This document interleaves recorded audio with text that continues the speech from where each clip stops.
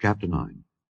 And when the queen of Sheba heard of the fame of Solomon, she came to prove Solomon with hard questions at Jerusalem, with a very great company, and camels that bear spices, and gold in abundance, and precious stones. And when she was come to Solomon, she communed with him of all that was in her heart. And Solomon told her all her questions, and there was nothing hid from Solomon which he told her not.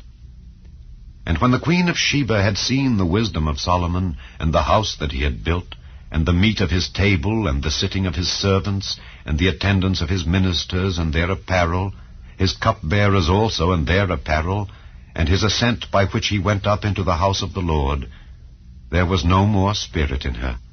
And she said to the king, It was a true report which I heard in mine own land of thine acts and of thy wisdom.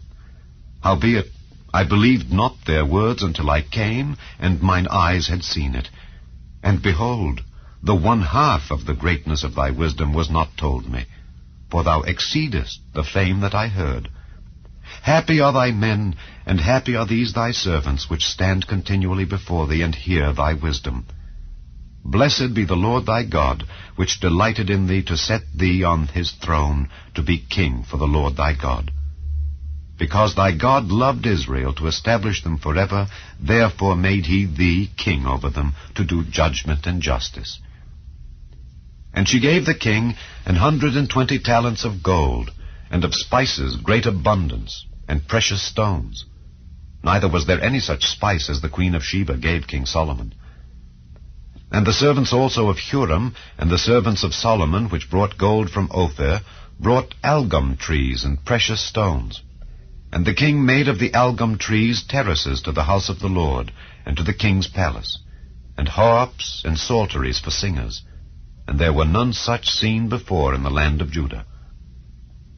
And King Solomon gave to the queen of Sheba all her desire whatsoever she asked, beside that which she had brought unto the king. So she turned and went away to her own land, she and her servants. Now the weight of gold that came to Solomon in 1 year was 666 talents of gold, beside that which chapmen and merchants brought. And all the kings of Arabia and governors of the country brought gold and silver to Solomon.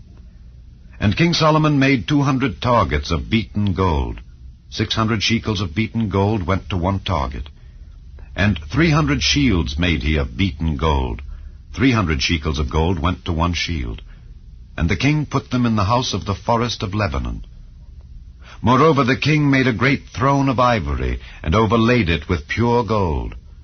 And there were 6 steps to the throne, with a footstool of gold, which were fastened to the throne, and stays on each side of the sitting place, and 2 lions standing by the stays.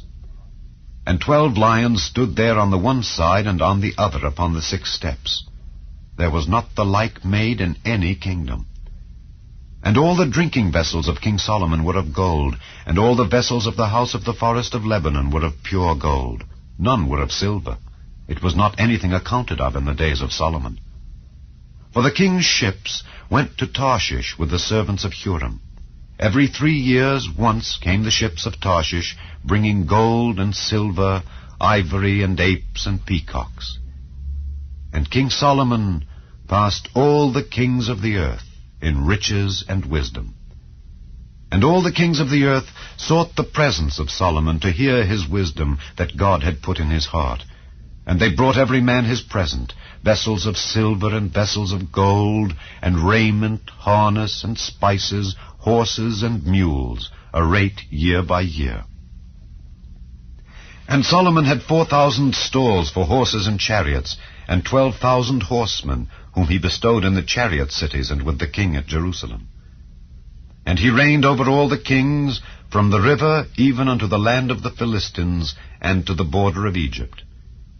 And the king made silver in Jerusalem as stones, and cedar trees made he as the sycamore trees that are in the low plains in abundance. And they brought unto Solomon horses out of Egypt, and out of all lands. Now the rest of the acts of Solomon, first and last, are they not written in the book of Nathan the prophet, and in the prophecy of Ahijah the Shilonite, and in the visions of Iddo the seer against Jeroboam the son of Nebat?